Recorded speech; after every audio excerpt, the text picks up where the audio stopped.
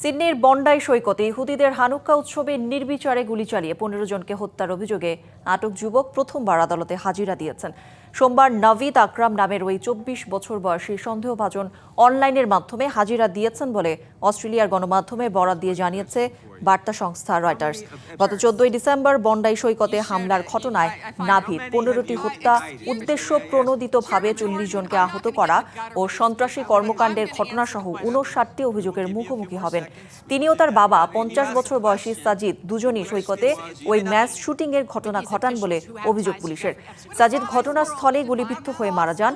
সিডনির দক্ষিণ পশ্চিমে অবস্থিত সর্বোচ্চ নিরাপত্তা ব্যবস্থা সমৃদ্ধ এই কারাগারেই নাভিদকে রিমান্ডে রাখা হয়েছে বলে জানিয়েছে অস্ট্রেলীয় গণমাধ্যম। At this new facility, aware of Secretary Lutnick's ties to Epstein when he chose him to lead the Department of Commerce. You don't tell me.